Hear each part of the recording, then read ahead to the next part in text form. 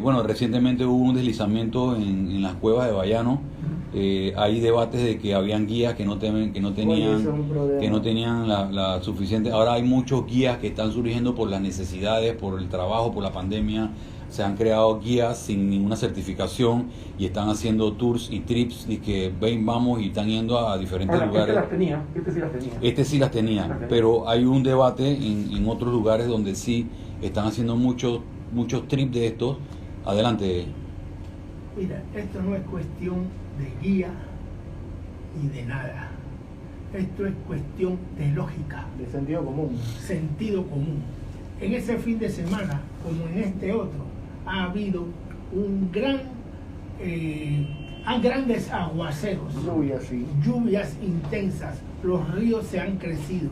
Así que fue una cabeza de agua no la chifea ni un bote. Tremenda irresponsabilidad meterse en esas cuevas.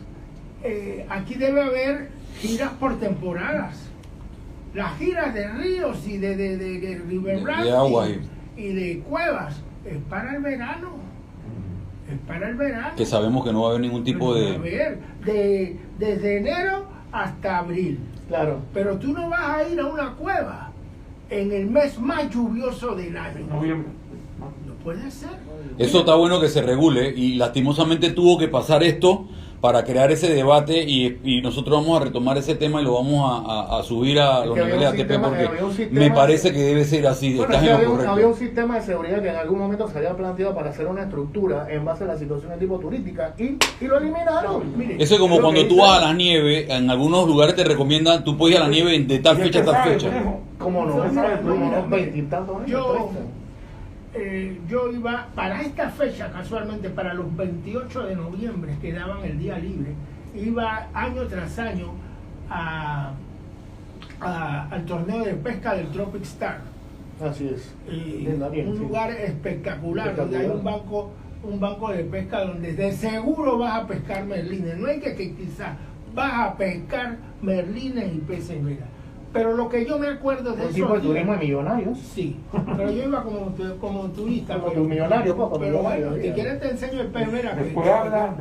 Yo lo sé. Después, pero año tras año. De santanero, pero de plata, ¿sabes? Año tras año. Con buen hubo malos tiempos. Entonces no va en ese tiempo. No, teníamos que esperar que el aeropuerto de Jaque se despejara. Nos llamaban, ten listo. Ahora mismo se canceló el vuelo. O sea, que el mal tiempo en esta fecha es recurrente. No podemos insistir en desafiar la naturaleza, como dijiste, de que no, vamos, que no va a pasar nada. Pasa y están las desgracias precisamente porque no quisiste ponerle atención. Y bueno, Naki Duque, presidente de la Asociación de Centros Comerciales, manifiesta que los centros comerciales están en una recuperación del 70-80%. Han facturado aproximadamente 320 millones de dólares cuando anteriormente facturaban 400 millones de dólares. O sea que vamos. No se ha llegado al nivel anterior, pero vamos bien. Para estar en cero creo que vamos súper bien, ¿no? Eso es. Bueno, internacionalmente Chile va a segunda vuelta.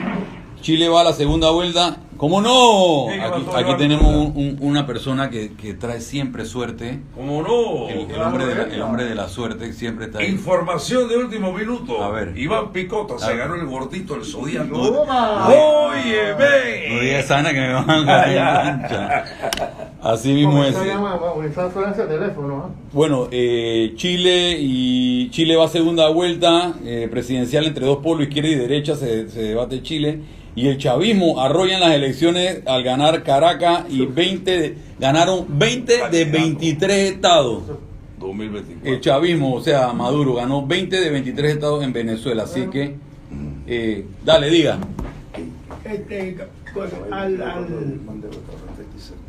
Al operador, ¿tiene la canción lista? Déjame ver esta semana. Entonces, si no se juega la no ha llegado, no ha llegado. Bueno, nada, ahí todos sabemos que las cosas van surgiendo. Bueno, vamos a ver cómo salió el Black Friday ayer. Ayer dieron la situación esta de los números redondos, ¿no? Así que yo creo que en buena ley, creo que la economía cada día más se va mejorando para porque lo necesitamos. Realmente lo necesitamos ahora que estamos post pandemia y se está debatiendo una situación ahí del ¿cómo se llama? Del salario mínimo, que yo creo por parte de los gremios que lo están debatiendo, yo siento que tienen que bajar un poquitito la mano, porque honestamente hay una recuperación brava. Y honestamente yo creo que uno tiene que ser un poquito tolerante con las situaciones que se están dando ahora.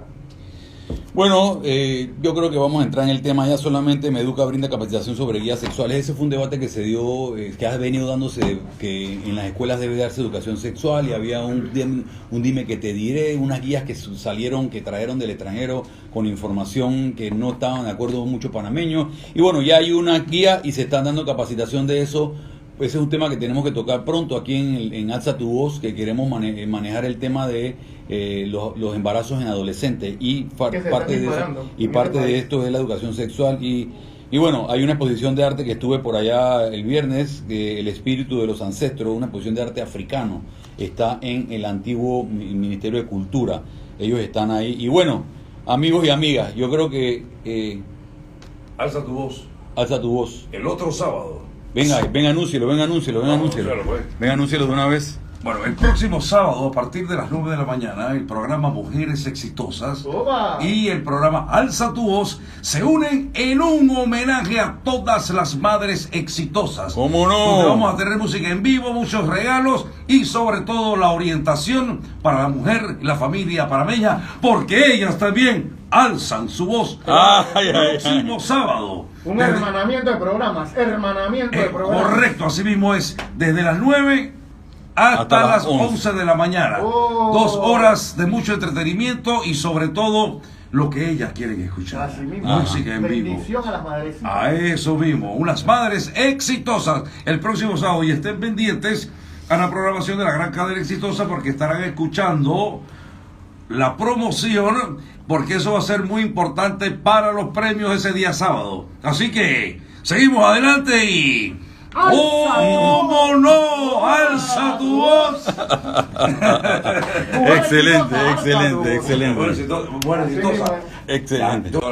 Excelente, así es. El próximo sábado, no, él es de los históricos. Yo pensaba que Linares, de los Linares, de hermano de Fulito Linares. El representante de Carbón Escondido. Ay, papá. Dame tu voto en el 2024.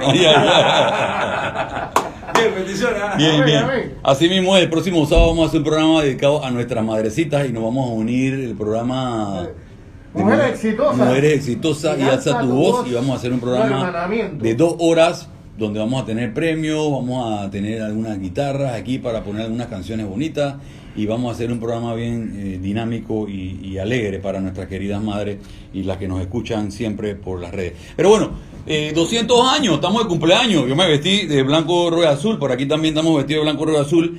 Nos sentimos muy orgullosos de los logros de todos los panameños. Y cuántas, en estos días estaba pensando, cuántas generaciones en estos 200 años de panameños hemos tenido, ¿no? Ya cuántos en una familia, cuántas generaciones ya han habido. Ha tocado un tema espectacular, las generaciones. Sí. Cuando uno estudia el Bicentenario y ve los nombres que firmaron el Acta de Independencia de 1821 en la ciudad de Panamá, siguen los nombres los mismos después de 200 años. Arosemena, Vallarino, Hurtado, Guardias, son los mismos. Se ha perpetrado el linaje, y eso se puede En la política, tú dices. en la vida social, económica, O que se mantiene. en la élite, en el gobierno. Ok. Son los que nos han llevado tras 200 años. Ok. Son los mismos. Y también es el mismo pueblo ignorante que se mantiene sosteniendo las esferas del poder. Eso es lo que yo he llegado. En 1821 había una muralla que dividía la ciudad, los de adentro y los de afuera. Luego nos independizamos por los deseos económicos de comerciar y de hacer este país un centro comercial para el mundo. Pero no veo cambios, veo progreso, porque la educación es la mayor acto de rebeldía que puede tener una gente pobre para subir en la escala social. Pero los programas que recorren, los programas televisivos de los medios que recorren el andar de Panamá en los 200 años me sobrecogen, me llenan de desesperanza. Estoy preocupado por la justicia, por, ¿cómo se llama? El gran flagelo, el clientelismo, La impunidad. la impunidad. La justicia es una de las patas cojas de la mesa del país. De los 200 años. De los 200 años. Fíjate que yo quiero diferir un poquito de tu opinión, porque sí es cierto lo que tú dices, hay mucho arraigo de una clase social que ha mantenido la hegemonía o el control o las directrices a tomar. Pero también yo siento que ha habido, que poco a poco se han logrado y se ha ido nivelando un poco las cargas, porque te doy un ejemplo vivo. Tú hoy estás sentado aquí, eres una persona que ha tenido la oportunidad de educarte, has tenido un buen trabajo y eres un estudioso de la historia y ya tienes libros y tienes, tal vez en otros tiempos eso hubiese sido imposible. Hoy día hay un picota que fue. Hubo un presidente de apellido Torrijos que si bien es cierto no son de esa estirpe que tú mencionas, hay una cantidad de diputados que tal vez anteriormente no iban a poder ser diputados. Hay diputados en San Miguelito que nunca, si hubiéramos mantenido ese control económico, tal vez nunca hubiesen sido diputados o representantes de corregimiento, que fue una creación del proceso revolucionario para darle más apertura a la gente de abajo. Y bueno, en fin, yo siento que sí es cierto lo que tú dices, aún hay un grupo que es el que controla y que dice y que manda las pautas, pero también hay una gran apertura a que las clases sociales tengan la oportunidad, porque una cosa es que no tengas ni siquiera la oportunidad, pero hay ahora una apertura para que la clase o quienes quieran en su momento determinado aspirar a una posición de liderazgo, de control, de mando estatal, tienen la oportunidad. Lo que pasa es que, bueno, como tú dices, ahora hay un clientelismo que tal vez va a costar demasiado, ahora hay una justicia que acá estamos viendo los resultados de una justicia manipulada, ahora hay muchas situaciones, pero considero que ahora también hay más oportunidades que las que históricamente no existían. Es que esto es muy sencillo. Lo que pasa es que hay que mejorar las reglas del juego, y las reglas del juego hay que ponerlas y hay que acatarlas. Lo que sucede es que nosotros en nuestro país tenemos, por historia, y ahora lo vamos a ver en los 200 años, por historia nosotros nos damos cuenta que primero que todo la justicia en Panamá a veces, a mí me da la impresión, aquí tenemos un jurista, es medio acomodaticia. Entonces, por ejemplo, se aplica según mis necesidades y según lo que yo quiero que sea aplicado. Pero además de eso, nosotros debemos darnos cuenta primero que Panamá, y yo si quiero entrar en esto no quiero caer mal, pero Panamá ha sido un país bendecido porque no hemos tenido estallidos sociales como en otras latitudes. Estamos a punto. Pero estaríamos a punto siempre y cuando nosotros tuviéramos una sociedad, por ejemplo, como ha pasado en otras latitudes, y no quiero mencionar exactamente los países donde los problemas y los estallidos sociales han sido agudos. Nosotros nunca hemos tenido esa situación. Sin embargo, nosotros agudizamos noticias que no son situaciones que se han dado, pero agudizamos las noticias para entonces exacerbar ese tipo de cosas, y entonces eso trae una animadversión en la mente del panameño y del ser humano, sin darse cuenta que todavía nosotros no estamos viviendo ese tipo de situaciones, que yo sí lo viví, porque yo viví muchos años en otro país y yo me di cuenta de los estallidos sociales que nosotros pudiéramos tener, pero que todavía no hemos tenido. Un detallito histórico respecto al acta de independencia de 1821. del 28 de noviembre de 1821 es que uno de los firmantes y que fue el escribano público se llamaba José de los Santos Correos, padre de Buenaventura Correos. Y con esta introducción yo quiero entrar en el debate histórico, porque quiero dar un pequeño camino, un pantallazo de cómo llegamos a 1821. Así es. Y para saber cómo llegamos a 1821 a noviembre, tenemos que ir a 1908, cuando Napoleón Bonaparte invade... 1808, cuando Napoleón Bonaparte invade España y coloca el poder absoluto en su hermano, José Bonaparte. Obviamente, ¿qué sucede? Los españoles no estaban contentos con eso. Entonces, España trata, el rey Carlos IV tiene que abdicar y su hijo Fernando VII se refugia en la isla de San Fernando frente a Cádiz. Y España, para seguir teniendo una especie de poder, aunque sea poder detrás de la mesa, comienza a regir a través de los cabildos y ayuntamientos, que eran la base de la soberanía popular, en base a tradiciones españolas que decían que cuando faltase el rey, eran los cabildos y ayuntamientos los que iban a seguir adelante. Entonces, teniendo esto, ¿qué sucede? La conexión entre España y las colonias se debilita. Y al debilitarse, se crea una postración económica, sobre todo en Panamá. Tan es así que el entonces gobernador Juan Antonio de la Mata tiene que abrir los puertos para que haya alguna libertad económica. Pero al mismo tiempo, miren qué coincidencia, al mismo tiempo surgen los movimientos independentistas en Sudamérica y en México principalmente. Y eso trae como consecuencia que las vías de escape del oro, de la plata, de las piedras preciosas hacia España, que eran principalmente Veracruz en México, y en Sudamérica eran el Cabo de Hornos y Buenos Aires, esas vías se cierran. ¿Y qué hace el Imperio Español? Toda esa gran riqueza que bajaba de Bolivia, del Alto Perú y de Veracruz, todo eso, ¿por dónde ustedes creen que pasaba? Pasaba por el Istmo Panameño. Por nuestro querido territorio.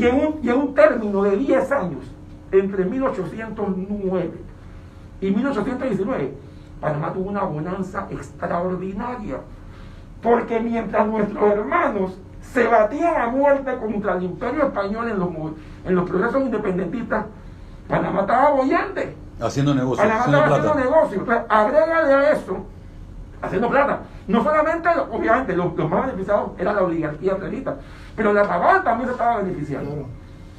Agrégale a eso otro tema. España, dentro del asedio sufrido por Napoleón, se reúne una asamblea constituyente, oigan esto, en Cádiz, y se expide la Constitución de Cádiz en 1812. Y esa Constitución, bajo el mando de Napoleón. Bajo el mando español, asediado por Napoleón. Lo que pasa es que asediado por Napoleón, pero España dentro de esa guerra tuvo cierta independencia. Por ejemplo, el poder que estaba al principio en Sevilla tuvo que cambiarse a Cádiz, porque Sevilla era una ciudad muy plana y que podía facilitaba la invasión. En Cádiz no. Pero lo que voy es que esa Constitución llega a América. En Panamá la promueve un señor de nombre Francisco Gómez Miró, y eso crea un pensamiento constitucional en el panameño muy importante. Tan es así que cuando Napoleón es derrotado en 1814 y Fernando VII la abole, la elimina. 2 años nomás duró. 2 años duró. Panamá todavía, por la riqueza que había, Panamá continuó.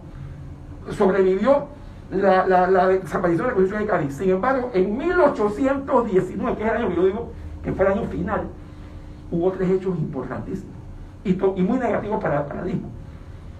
Primero, el escocés Alexander Cochrane, que estaba luchando a favor de los independentistas de Chile, sitia el Callao, puerto más importante del Perú. Y cuando eso sucede, la riqueza de Sudamérica no llega a Panamá. Ni la demanda. Mira, dos.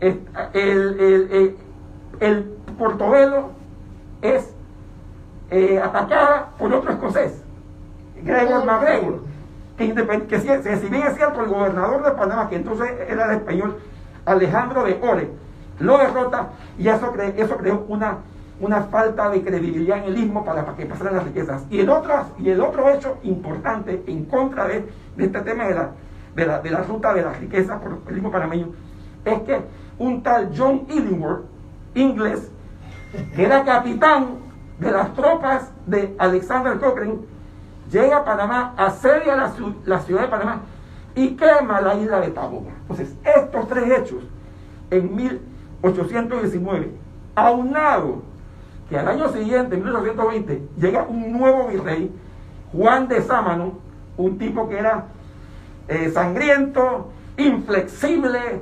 realista, a más no poder, que incluso desautorizó la Constitución de Cádiz, que ese año había sido renovada porque en España los militares le exigieron al rey que la retomara. Ese señor Juan de Sámano cometió toda clase de barbaridades en el istmo. Pero se murió.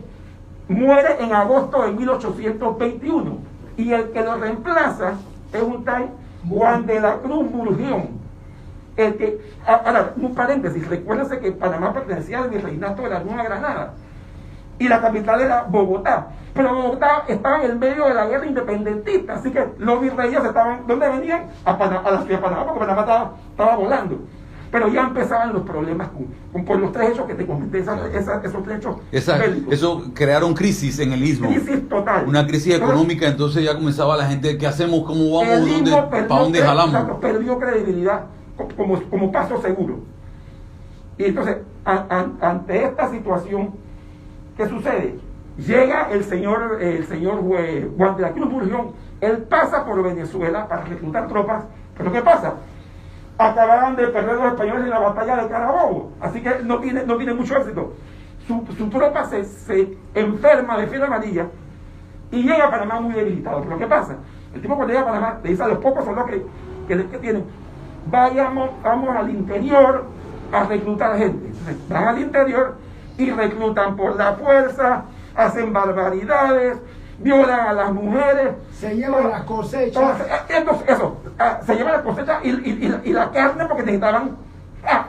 ¿Qué sucede? España le había dicho a este señor, Murió, tú vas a ser virrey, pero tienes que liberarme Ecuador, que está en el medio, tienes que liberarme Ecuador de los patriotas. Así que estaba buscando tropas para ir a Ecuador.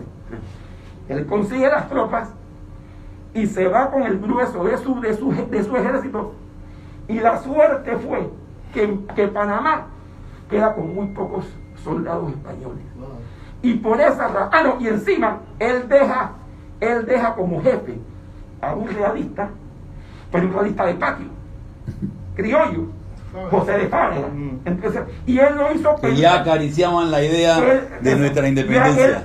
Dice, me dieron el mando. Y por ahí hay una anécdota que dice que José de Fábrega era primo hermano de un tal Francisco Jiménez de las Cuevas, que había peleado en la batalla de Boyacá 2 años antes a favor de los realistas. Y como perdieron, ese Francisco Jiménez de las Cuevas, panameño, veragüense, lo fusilan. Entonces, se dice que Murgión pensó, este señor, a pesar de que era panameño, tuvo un primo hermano que fue fusilado por los patriotas. O sea, mira todo este cuento. Y ya para terminar, porque no quiero terminar el piano. Todos estos hechos, la pobreza que trajo, la pobreza que trajo, llegó al istmo a partir de 1819. Las actitudes soberbias, sangrientas de Sámano y de Murgión, todo esto creo, sobre todo en el interior, es ese deseo de ya decir basta. Y encima a estas realidades económicas y sociales se escuchaba en Sudamérica a un guerrero que venía peleando y liberando de esa precisamente de esos males que estábamos los panameños pasando. Entonces, ¿quién era ese? dale, sigue tú la batuta. Así es. Continúa. Simón Bolívar. Bolívar era un superhéroe. Las noticias llegaban. Los santeños se sentían gravemente insultados por los españoles. Se les habían llevado Su comida, las mujeres, y sus muchachos. La recluta, la leva se llamaba la leva. Pero lo que ha dicho Julio Linares me reafirma lo que les voy a decir. Los deseos independentistas son llevados por el factor económico. Se cierra el istmo al comercio. Así es. Y las élites o los gobernantes blancos del San Felipe, que eran los que llevaban la voz cantante en cuanto a política, se dan cuenta que esta es una situación insostenible. Hoy se cierra un puerto, mañana se abre, no hay estabilidad. Y la moda, la independencia era moda en el momento. Era la moda regional. Exacto. Ya México se había independizado, los Centroamérica se había independizado, Venezuela y Colombia ya había habido las dos batallas, Carabobo, la batalla de Vargas, Boyacá, y ya habían independizado Colombia. El virrey, cuando llega acá, llega con el rabo entre las piernas, derrotado. Entonces, los panameños deciden independizarse. Pero la realidad militar en el Istmo, con presencia española, como tú mencionas, era débil. Habían poquitos. Muy débil. Entonces, era débil después que se fue en Urgión a Ecuador. Todo hubo una realidad para poder tomar la decisión, ¿no? Que nos benefició. Que nos benefició. Miren, yo estaba leyendo opiniones de Beluche, de Omar Jaén sobre el tema, y históricamente es un poco espinoso hablar de sobornos porque un soborno no tiene nada de gloria, y un soborno relacionado con una independencia como que la mancha. Pero Omar Jaén, leyendo Omar Jaén sobre las causas, en un artículo me dice, los comerciantes panameños tenían mucha experiencia en pagos, en negociar. Sentido de la oportunidad. Exacto. Y no solamente eso, en la guerra y en el amor, todo se vale. Si era soborno o no era soborno, fue una estrategia que, si teníamos los recursos económicos y había la posibilidad de no matarnos, evitó el derramamiento de sangre. Evitémoslo, y bueno, pues nos desprendemos de un poco de monedas de oro y resolvemos este problema. La historia tiene muchas frases en ese sentido de oportunidad, es muy bonito, para no decir soborno. Y bueno, Bolívar salta cuando se entera de que Panamá se independiza por su propio motivo, por sus propios esfuerzos. Él no tuvo que venir con su ejército a liberarnos. O sea, Panamá dice, vamos para la salsa. Pero es que con las clases de los grandes estudiosos de la historia que tenemos presentes al día de hoy, que yo la he aprovechado, todo el año. Panamá en su completo entorno, dicho por los dos historiadores que tenemos aquí, Panamá, primero que todo, no fue altamente esclavista, por ejemplo, como los otros países alrededor, y además de eso, aquí prevaleció más que todo la situación de tipo comercial y las grandes batallas. En Panamá nunca se dio una gran batalla para una liberación. Es de ahí lo que estamos hablando de los estallidos sociales, que nosotros a veces no creemos que nosotros no tenemos ni desde la historia. Ahí te voy a decir algo. Te voy a decir algo sobre el asunto. Patricia Pisurno, no sé de qué nacionalidad es Patricia, pero es uruguaya, pero es panameña y estudiosa la historia, es la esposa de Celestino Andrés Arauz, ¿verdad? Tiene un artículo donde envuelve la independencia de Panamá en el miedo, la amenaza que existía en el momento sobre el istmo. amenazas por parte de los criollos patriotas de Bolívar. Si no nos unimos a Bolívar, nos van a invadir. Y entonces, a la hora de repartir el poder, no vamos a ser nosotros. Estoy hablando como si yo fuera un comerciante de San Felipe. O uno de los políticos del momento. Pues exacto. Si yo no me uno y me toman por la fuerza, no voy a participar en el reparto del poder. Esa era una amenaza. Y la repartición del parto de poder, si te hayas excluido, tú sabes cuál era Claro que sí. Era que te metieran un tiro en la cabeza en la plaza. Había otra amenaza que eran los ingleses. Ya demostraron que los también ingleses querían el himno. Y una de las grandes amenazas y el miedo que tenían era el arrabal. El arrabal era una sociedad inestable que no se sabía con quién estaba. Y ya había pasado algo como en Haití. En Haití hubo una revolución social donde todos los blancos los asesinaron. Entonces sí, Néstor, había una preocupación. Una preocupación social que hubiera un estallido. Por eso, cuando el 28, el 27 se planea seguir a los santos, no seguir, pues, independizarse, van al arrabal a buscar a los artesanos, a los líderes, para que el cabildo, que era el poder más grande que había en el istmo, que solamente era ostentado por los gobernantes blancos, tuvieran la participación de los... Dime algo, ¿Los Santos se adelantó? ¿O Panamá ya iba? ¿Cómo? Porque por ahí dicen que no, que los Santos se adelantaron. No, que acá Panamá iban a... ¿Cómo fue la vaina? El primer grito fue el de los Santos. Porque fueron los más afectados en el momento en que le reclutaron a los pelados, se violaron a las mujeres y se le llevaron las cosechas. El golpe más duro fue el interior. Sí, entonces ellos se adelantan. Cosa que no le gustó a los de la ciudad. No le gustó. Les mandaron un emisario. Dos emisarios. Cogieron una balandra. Allá, para allá. ¿Qué pasó? Oigan, muchachos, regresen, dense de locura. Esto es lo que están haciendo, es una locura. Vengan para acá, pero hubo una persona que ya... José María Chiari y Juan de la Cruz Pérez. Y también Francisco Gómez Miró, donde dicen, no, esto no hay vuelta atrás. Y es más, ya tenemos, aunque sea con machete y palo, aquí tenemos unas milicias. En Natá, Matá se independiza el 15, ¿no? 15. Y ya Natá le manda un mensaje a Veragua. Oiga, vengan. Súmense o si no, vamos para allá.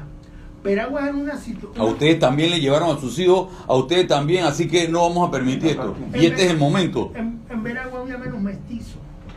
Había una cúpula de blancos que todavía yo los veo. Ándate a Santiago y verás gente blanca española. Sí, igual que en Sassuolo.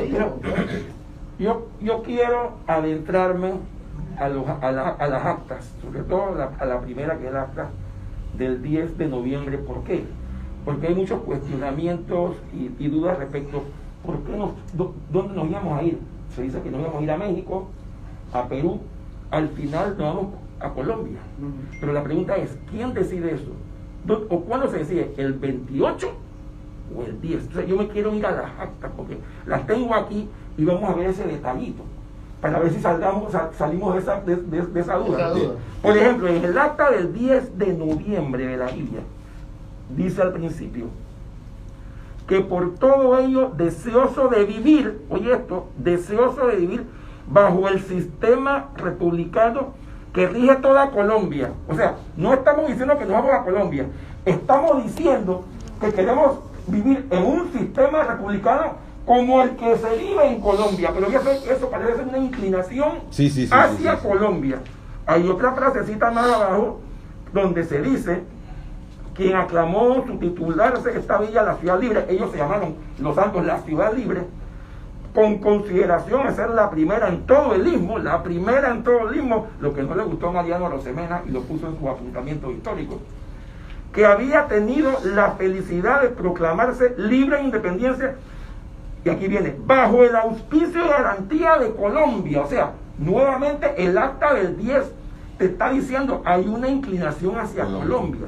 Y lo último es ese acta incluye la figura de Segundo Villarreal y le da una importancia superior. Tan es así que a él lo elevan a coronel, el prócer Segundo Villarreal.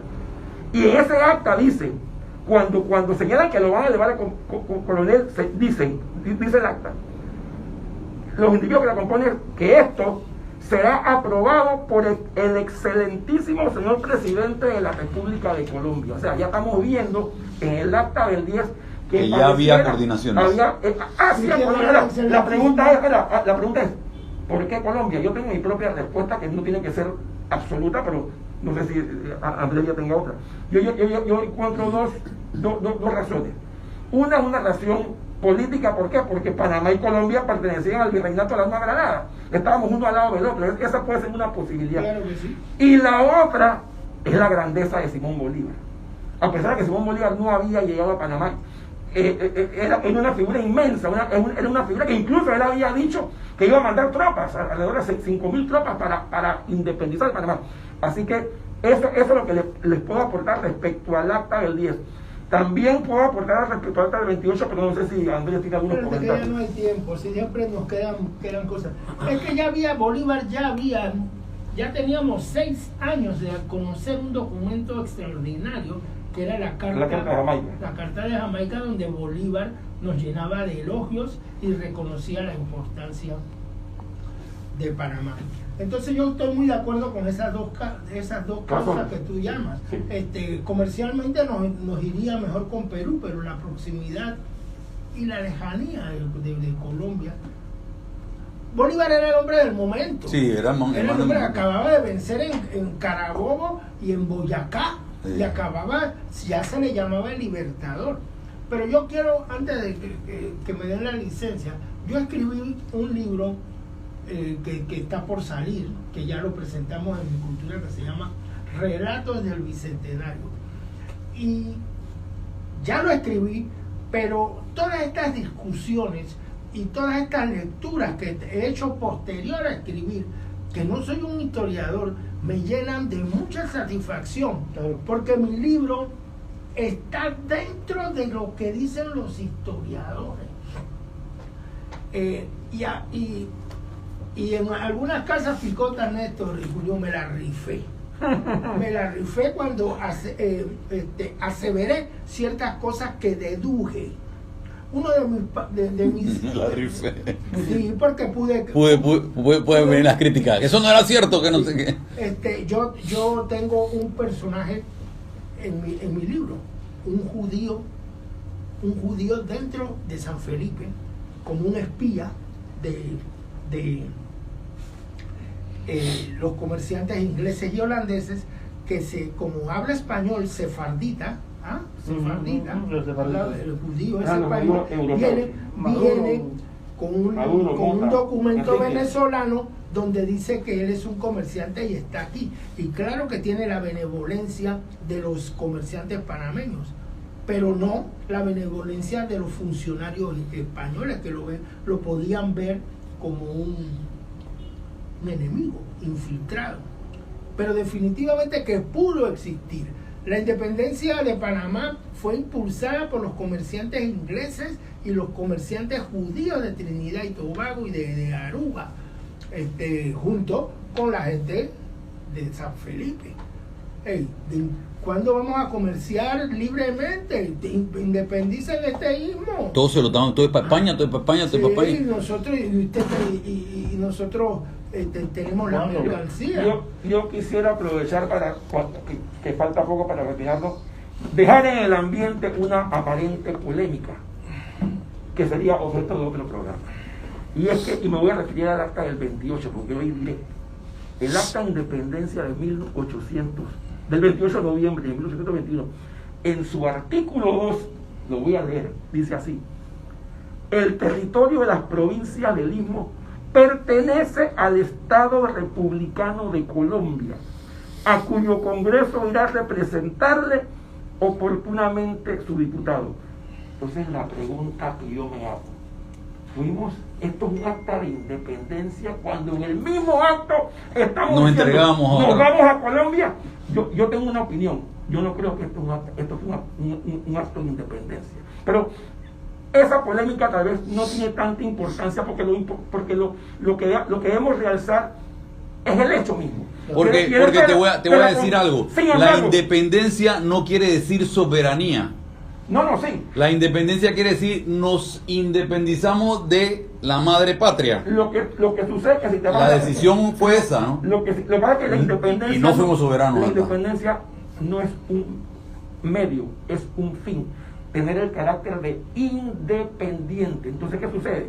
Y por eso digo, esto es un tema que para un programa entero. Un debate bueno. Si tú vas a ser independiente, ¿eso qué significa? Que tú vas a ser, desde el punto de vista autosuficiente, político, económico, social, autosuficiente. Nosotros no fuimos autosuficientes. Nunca.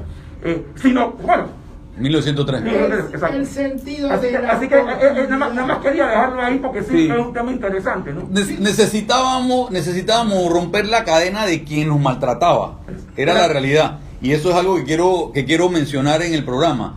O sea, había una realidad dura en el momento. Tal vez lo que estamos en estos momentos no podemos magnificar ni podemos dimensionar la situación que vivía Panamá en ese momento. Una situación en la cual los españoles se llevaban cualquier tipo de logros económicos que existían porque había que tributar allá. Y otra cosa, el abuso que había por parte de los que gobernaban por los españoles en abuso de maltrato a nuestras mujeres, maltrato a nuestros jóvenes, de llevarse a los jóvenes a las guerras, a las diferentes guerras que había del momento. Había una realidad que los panameños decían, pero si yo no quiero que mi hijo vaya a pelear a Perú.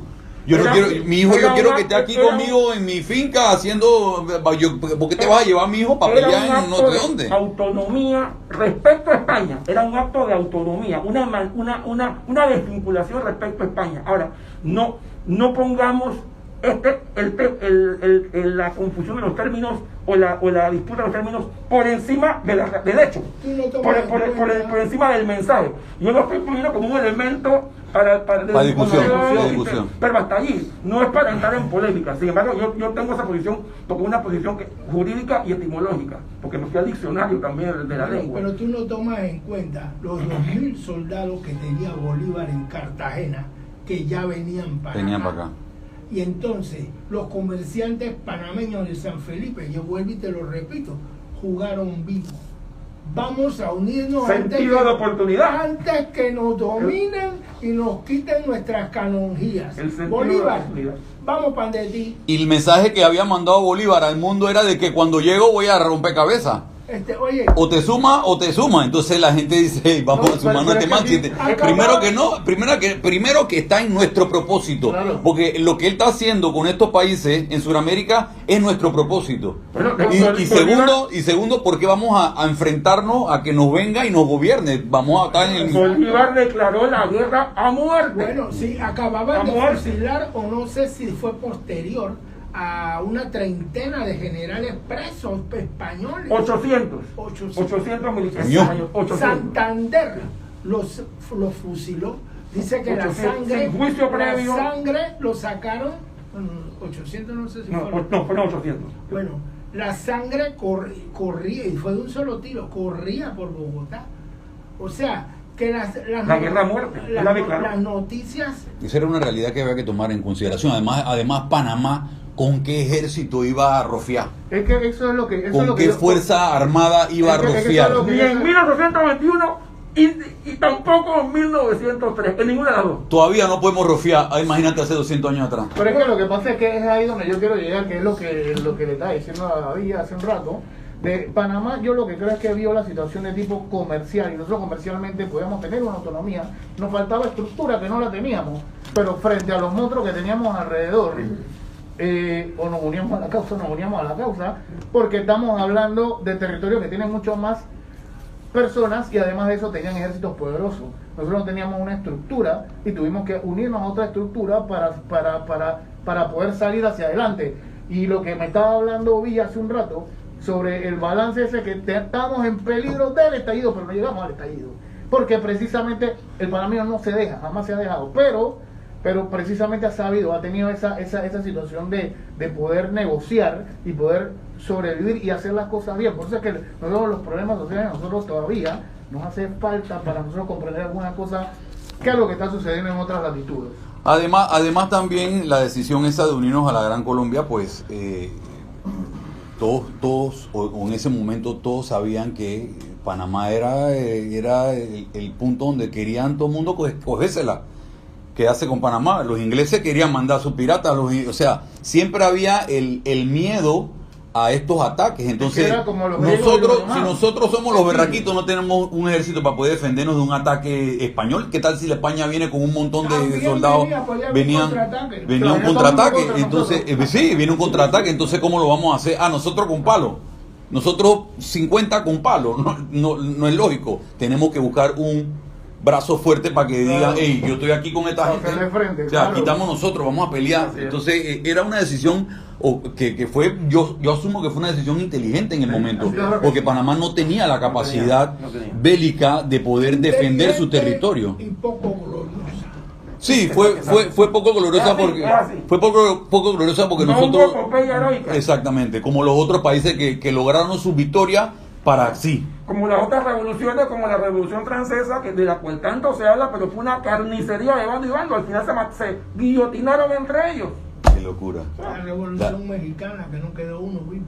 La historia en esos tiempos eran, por eso que yo siempre menciono que nosotros no dimensionamos las realidades en esos momentos. En esos momentos, una conspiración, una reunión de dos para tratar de derrocar a alguien podía terminar en que te ahorcaran o te metieran 4 tiros en la cabeza en la plaza para que todo el mundo vea y nadie repita la historia.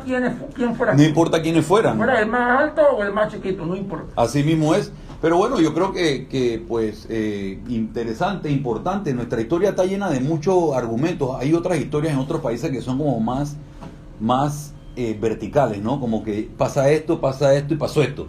Pasa esto y pasó esto. Pero nosotros estamos como llenos de situaciones. Y somos como un país de tránsito, situaciones que pasaba esto con Europa, pasaba esto con América, pasaba esto en Colombia, pasaba esto en Perú, y esto, entonces aprovechamos. No, hay otros países que simplemente se armaron y vamos a pelear, y pelearon y derrocaron y ya, listo, nos independizamos. Pero así perdieron miles de vidas.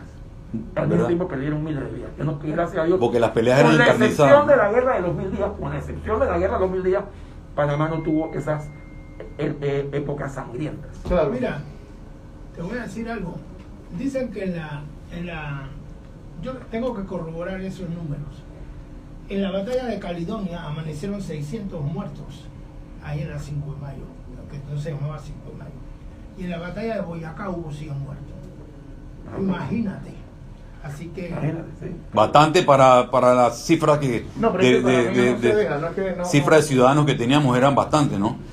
¿Por qué dicen que ahora es que empieza la celebración de los 200 años? Bueno, porque es que ahora la fecha más todo el año que viene. Es que debe ser así. El 28 de noviembre, mañana, inicia el bicentenario.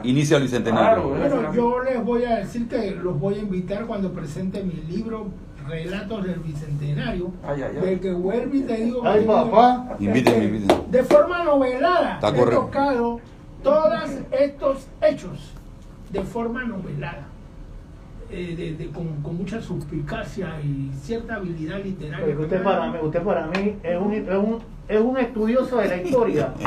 No le gusta que lo ensalce, como residente con esos libros que hace Villa son libros novelescos, pero basados en una investigación histórica. Novelescos. Son novelescos basados en la información histórica, con un detalle de deducción real. Y una picardía social, que es interesante leerlo porque vas a ver lo que sucedió, pero de una manera distinta, ¿no? Claro. Es como siempre hemos mencionado, y por eso es que nosotros hemos querido hacer este programa, porque aquí este programa cuenta historias que no están en el libro, no es que no están en el libro, que no enfatizan en los libros o en las escuelas. Entonces hay detalles que van pasando, que se van pasando. Yo siempre he mencionado que a veces no todo está en el libro, porque no todo el mundo tuvo la oportunidad de escribirlo. Por eso muchos cuentos o muchas historias que se cuentan a través del tiempo o que se pasan de generación en generación son parte de la historia, Claro. pero que no estuvo plasmada en un libro porque no tuvieron el detalle como Villa que escribe en blanco y negro. Hay gente que es iletrada, pero que estuvo, que vivió, que pasó y que se pasaron las historias a ver, Villa, ¿qué quiere? El cuarto relato, que es los 30 años, los 10 años, no, los 10, 15 años después de la independencia, en mi libro que se llama Colombianos, ese capítulo se llama Colombianos, es narrado por un negro del arrabal, un negro monaguillo, le dicen monaguillo. ¿Por qué? Porque ayudó a la iglesia y aprendió a leer, y porque ser negro no quería decir que no era inteligente.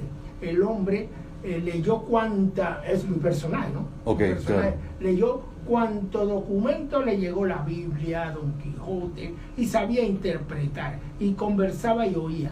Y como también entraba a las iglesias de San Felipe, oía.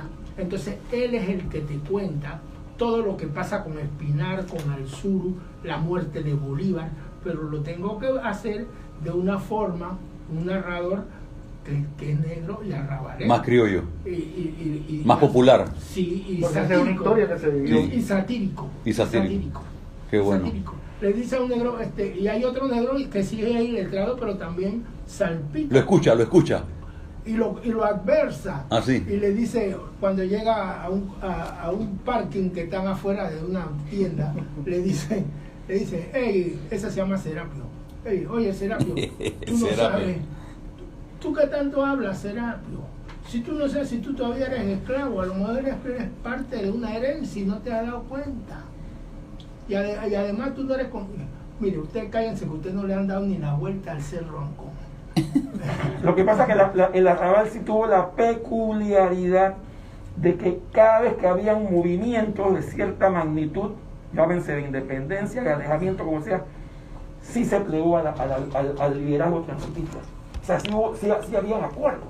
Y eso se dio en el 1821 y en 1903. O sea, sí existe esa peculiaridad. Y en el 30, Pero, y en el bueno, 31. sí, no solamente por contar los actos de separación e independencia, pero se han dado las unificaciones entre arrabal, entre intramuros y extramuros. Y eso es un ejemplo de que los panameños se pueden unir. Todavía, eso es lo que yo te digo, que el clientelismo del arrabal, la falta de ignorancia del pueblo, del colón de la sociedad, es la que nos tiene con las palabras. Pero clientelismo es otra cosa. Yo quiero- El clientelismo es nuevo, es la nueva versión. Es la nueva versión. Es el título, pero siempre ha existido. Sí, es la nueva versión para dominar Yo quiero- al pueblo. Yo quiero antes de despedirme, que Linares me diga algo de lo que nos acaba de entregar. Fogonazos en las bóvedas. Esto es hecho por Alvalira Franco de Linares, la mamá de los Linares. Y cuéntanos qué es esto. Bueno, ¿Para qué? Fogonazos en las bóvedas es un Poema. que escribió y publicó mi señora madre, Alvalira Franco de Linares, dedicado a Victoriano Lorenzo. Cuando lean el poema se darán cuenta que es un poema muy profundo desde el punto de vista largo. sentimental, es largo, por eso que es un librito.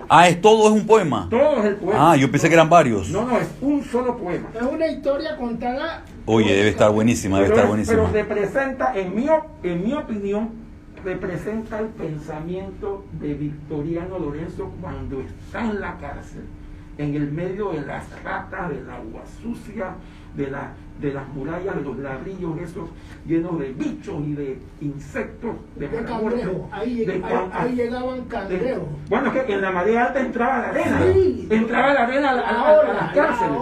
La ola. Exacto. Y, sí, la ola traía la arena. Y entonces mi madre lo que ha hecho es esbozar lo que para ella sería lo que estaba pensando Victoriano estando allá adentro. O sea, ahí quiero leer uno de las frases favoritas o del poema que dice así. Dice Victoriano: nací descalzo, crecí con botas, soy general, y en esta húmeda morada de la fortaleza de las bóvedas permanezco sin defensas. O sea, un sentimiento muy profundo. Y Victoriano Lorenzo tiene la peculiaridad también de que era un hombre estudiado. Era un hombre estudiado. Jesuitas, ¿no? Y fue educado por sacerdotes. Sacerdotes Yo era jesuitas. scout y fui a una de esas celdas. En eso, ahora también están todas con aire acondicionado. Pero yo estaba ahí en las bóvedas, que era el centro de la tropa scouts. Y de repente te entraba una ola en la marea seca. Ahí estuvo preso mi héroe. Victoriano Lorenzo, quien Buenaventura Correa. también. Es lo que se llamaba el cuartel de Chiriquí. Ese era el cuartel de Chiriquí. Exactamente. Bueno, este librito vamos a leerlo, está muy bueno, gracias a la señora Alvalira por habernos mandado y a ti también, nos mandan nuestros saludos. Es muy peculiar ese libro que una dama, Exacto. como la madre de Julio, en vez de buscar a Mayor Guerrero, a José Agustín Arango, a no sé quién más, Le hizo honores a Victoriano. Es notable. Y quiero solamente despedirme porque no la hemos mencionado. ¿A quién? A la heroína de los 1821, que dígase lo que se diga. Yo estoy de acuerdo. Dígase lo que se diga. Yo estoy de acuerdo.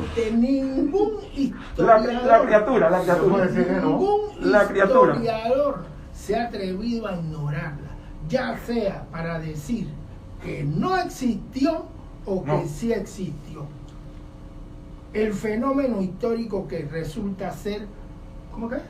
Rufina Alfaro. Ese fenómeno histórico, vuelvo y repito, y por eso lo menciono, porque hay cosas que no se escribieron en su momento, porque hay historias que simplemente el que escribía no le dio la gana, y se fueron olvidando cosas que sí en la historia o en los cuentos o en las narraciones o en la información que se pasaban. Los historiadores son más duros.